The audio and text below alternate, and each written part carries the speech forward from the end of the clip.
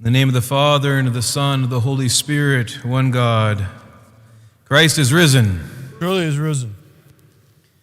I announced in the bulletin that you hopefully read in yesterday's email that I'm going to start a sermon series today, and we're going to spend the next several Gospels of these days following Pascha, and we're going to focus on the theme of stress, faith, and peace in a time of pandemic. This is the time that I can remember seeing most people, not only people close to me, but even the whole world, dealing with a lot of stress. Not everybody is equally stressed. Some people have a very, very high stress level. For some people, their stress level has actually gone down. The introverts among us, they're able to work from home. They're actually doing pretty well right now, for the most part. But for most people, there's an added amount of stress, perhaps more than they've ever dealt with before. And it's important to understand every one of these aspects. We need to understand stress and faith and peace if we're going to get to that peace we want to all get to during this time of a pandemic. So today I want to focus on the first one, which is stress. Stress is something that many of us misunderstand. When I say, or when people come and talk to me about what's stressing them, they will talk about objective realities, whether it be the virus, whether it be their fear of themselves or someone in their family getting sick, whether it's the threat of financial insecurity, people losing jobs, some temporarily and some being laid off. There's a lot of stress around that. And others are stressing from losses that they're having to endure because we can't gather together at this time. Our seniors are not going to walk across the stage this year and receive their diplomas. They won't go to their senior prom. Our kids, I know, are heartbroken that there's not going to be summer camp this summer like they've known it before. So lots of difficulties and lots of challenges that bring about the experience of what we all call stress. And some people say, I'm just to the point of being stressed out. What I want to share with you today is really good news. If I were to tell you that none of these things are stressing us out, your first reaction might be, well, that I'm starting to lose my grip on reality. By the end of what I want to share with you, I hope you're going to see that that's the case. Nothing of any of the things that I've listed or any other things, related or unrelated to the pandemic, is stressing us out. What if I told you that what is stressing us out is actually something within our control, that we could do something and experience, if we choose, a whole different level of stress and perhaps no stress at all?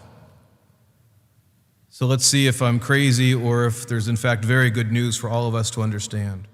I think there is good news, and the good news is that stress isn't what we think it is. When we say what's stressing us, we all mention objective realities, things going on outside of our control, be it the virus or any of the things that I mentioned. But actually, if you understand what stress really is, you find out that that's not the case. I had the blessing of studying in college under a professor who at the time was one of the country's leading experts on stress. And he was being actually called away from his teaching for the time to work with the county of LA and the city of LA because at the time there was a rampant, unfortunate occurrence of people shooting other people on the freeway. Some of you might remember this from the late 80s.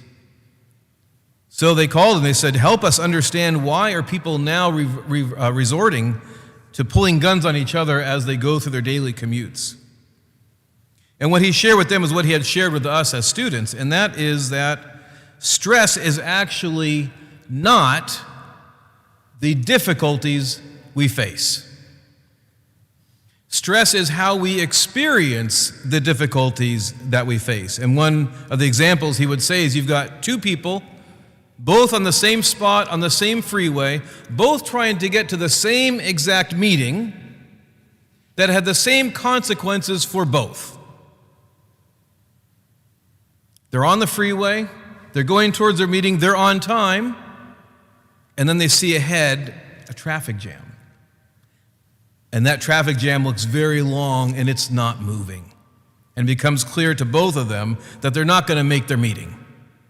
Maybe this is the meeting that both of them were going to present on something that would be their next step in their career. Whatever it happened to be, it was important equally to both. One of them arrives at that meeting. Both of them arrive late. One of them arrives free of stress. Walks in, apologizes, said, I should have left more time. Hit a bad traffic jam. The other one shows up. He's been sweating profusely. His eyes are red. He's shaking from his nervousness. Both equal experiences, but not equal experiences of it. What we can find out is that one of them said, I've got to get to that meeting, said to himself, sitting in that traffic jam, not moving, I have to get to that meeting. I have to be there. I have to be there on time. It's that important to me. The other one said to himself, this might be difficult, might be really difficult, but I can't change it. And I've got time now to listen to this music I like to listen to. He put on the music and he listened to some classical music. Is he crazy? I don't think he is. What we find out is that if we hold on to things and the necessity for them, and especially things that we cannot control, we have programmed ourselves for stress. Only here's the difference. It really isn't stress. In the example I gave you, both people trying to get to the same meeting have the same objective need, or perceived need perhaps, to get there, and yet they don't perceive that need the same. They look at it differently. And what we come to find out is one held on to that need, and because he couldn't get there, his frustration grew and grew and grew. The other one redefined, said, I'd like to get to the meeting. I hope I get to the meeting on time. And for whatever reasons he gave himself, said, I can only do what I can do. And he got there equally as late, but didn't have the same level of stress, or what we call stress, what really is frustration. My brothers and sisters, if you're feeling stressed, I would challenge you to think about whether you're truly stressed or whether you are frustrated.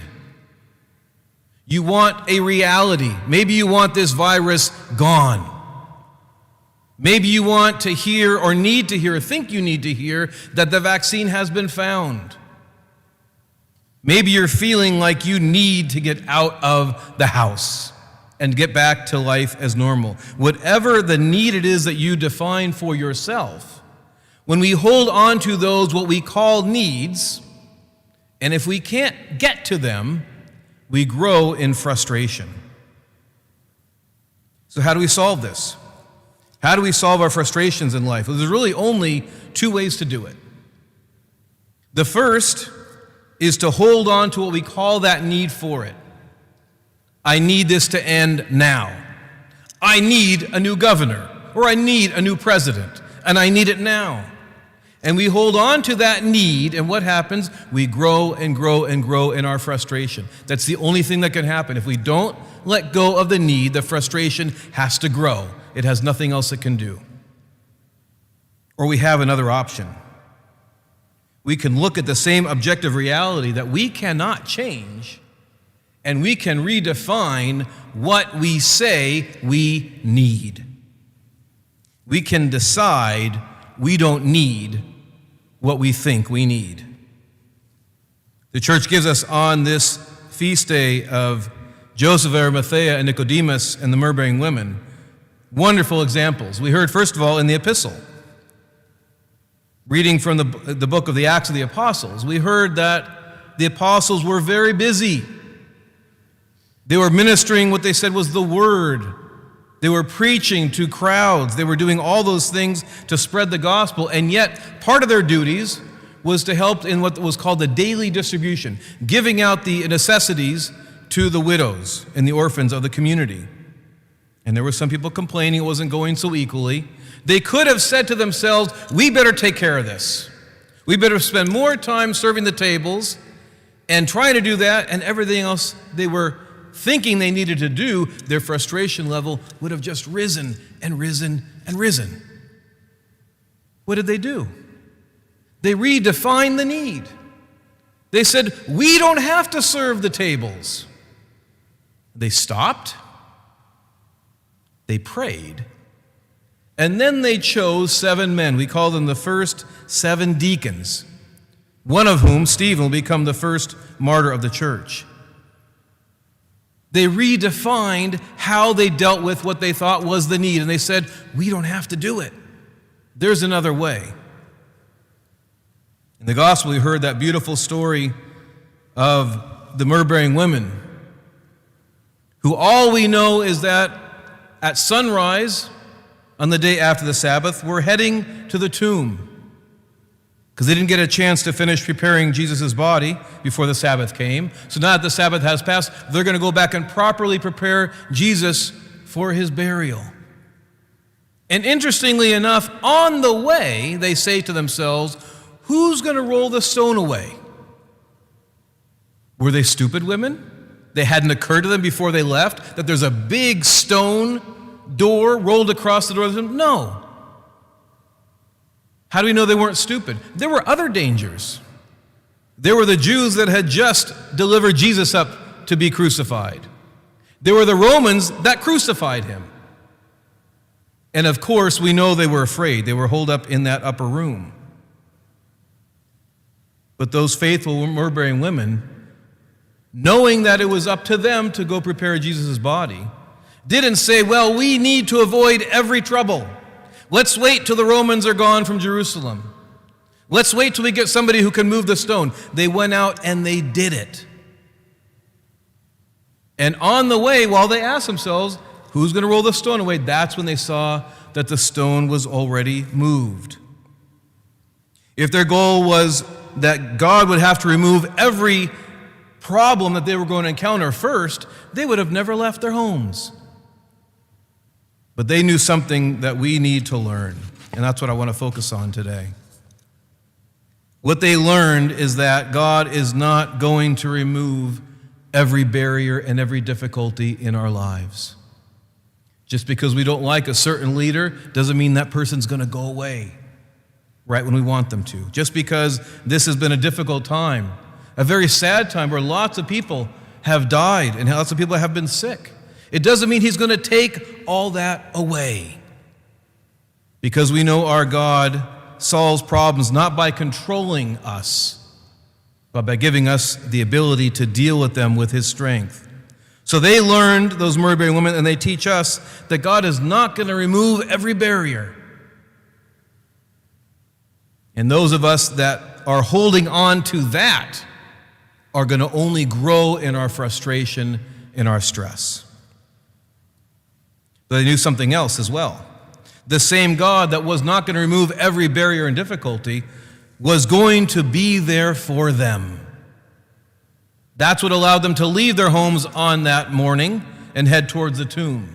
They knew that God would somehow take care of what they needed in not the way they defined it. They left it to him and they did what they could do. And the last thing that, of course, we all need to always reflect more and more on is that the God that would be with them is good. He's not asleep at the switch. He's not distant or have forgotten us. He's our good and loving God that is there, and even if he doesn't remove the barriers that are around us or the difficulties around us, he's with us going through them. And you and I all need to learn these lessons much better than we know them today. So if you're one of those that is stressed out because you need to be out of your house, you need it, you think you need it, I want you to reconsider whether you need that. It's okay to want things. Don't get me wrong. We can want things to change. We can even sometimes work for those things to change. Nothing wrong with that. But if we hold on to the need, that's when our frustration rises. Do we need to get out of our homes? No. We want to. Okay, want it. And then look and see what God is doing in that situation for you, in his love and goodness trying to give to each of us. We've talked about some of this in the last several weeks. For years we've said to ourselves and others, I wish I had more time to pray, more time to open the Bible, more time to read a good book by holy men and women. And God said yes. He gave us what we needed. Not what we wanted necessarily, but what we needed. If you're one of those saying, I need a new governor, or a new president, or new whatever, you can hold on to that. You can grow in your frustration with every other word that comes out of their mouth. Or you could use that opportunity to practice not judging. Don't have to like their policies. You can even work against them if you want in good, proper ways. But practice not judging, practice loving, and even sometimes we could practice a whole lot more obedience. For some of us, we're stressed out because of finances. We've lost jobs or lost income, or it's lowered, and we're not sure what's going to happen. Work as you can. Look for work. But if you say you need the job you think you need, what do you have? You have frustration. What we can work on much better than that is work on our need only for God. Are we going to continue to say we supply what we need, or can we listen to our good and loving God who says to us, consider the lilies of the field? This is interesting. The next line, they neither spin nor toil. If I could say it in a crass way, those lilies of the field are unemployed. They have no income. They have nothing for which they can depend on themselves for their life. And yet Jesus tells us Solomon, all his splendor, was not arrayed as they are. So we could practice leaning on God and trusting in him. Those of us that are missing out on important moments in our life, it's okay to mourn them. It's a good thing to celebrate a graduation. It's a good thing to go to camp. But when we can't, if we hold on and say, I needed that, more stress, more frustration. Or we can practice and say, if God can allow this to happen, then maybe I thought I needed it much more than I do. And maybe now is the time to practice accepting disappointment. Lots of disappointments in life, and sometimes we're not ready for them because we haven't practiced being disappointed and seeing that it's okay. We get by. God provides. For some of us, our worries are more serious even than that. We're worried, especially maybe more now than a week or two ago. People are going to start getting out of their houses again. People might come over and visit me. I might have to go out more than I am. And people are scared of getting sick. If we hold on to that need not to get sick, talk about high stress. I'm already seeing more and more of it out there. But if we say to ourselves, God knows what I need, and if he allows me to get sick, even with this disease, he knows better than me what I need. The reality is, sickness, according to the fathers and mothers of the church, is a wonderful time to grow spiritually. We get broken down from our self-satisfied and self-built lives and go, God, I need you. So for some of us, getting sick is a very good thing. But no matter what, God knows what he's doing, and we can trust him. And there's one more. This entire world has been gripped with the fear of death. That's what's behind everything we've done, because we as a race have forgotten that death is not a problem. And I've challenged you before, and I'll challenge you again. If we Orthodox Christians can't be the one proclaiming to the world that death isn't a problem, who's going to do it? Who else loves to sing Christ is risen like we love to sing Christ is risen? And what is that about? It's just about a nice time and eggs and white? No. It's about the destruction of death. Death itself, the thing that the world fears the most, God has already taken care of. We're all going to die. Either Christ is coming back first, or we're going to die before he does. We can hold on to when we think that's supposed to be, how many days, months, years we're supposed to be here before we go. We can do that, talk about a recipe for stress and frustration, or we can say, God knows what he's doing, and he knows the time that I'm most ready to leave this world. Our faith in God is the answer. Our faith in God is the relief of all of our frustrations and stress. He's not going to take away the barriers and the frustrations, or the difficulties, because he doesn't take away our freedom. Our God who loves us refuses to control us. What he does do is set up every situation every one of us is in to be a time when we can grow in the dependence on the only one we need, which is, of course, him. We heard in the gospel, the Matins Gospel last week, I will be with you always. Is he on a break now? Is this so difficult that this is when God is not with us? He's with us always. So what are we afraid of? And the one that's with us always is always good. Not sometimes, not when he's in a good mood. He's always good, and he always has our best interests at heart. So I want to challenge all of us, if you're feeling stressed, to look at where that stress is coming from. See it for what it really is. In many cases, it's frustration, which is set up by us by demanding what we think has to happen. I want to challenge all of us to let go of those needs. We can replace our insistence on the way we think things have to be and move all that effort and energy to trusting God. He knows what we need. He knows when we need it. It's not easy. That's why we're going to spend the next couple weeks talking about how we do that. But in the meantime, let's look for and find those things that are causing our stress and start to put them from that category into the category of things that we put into God's hands.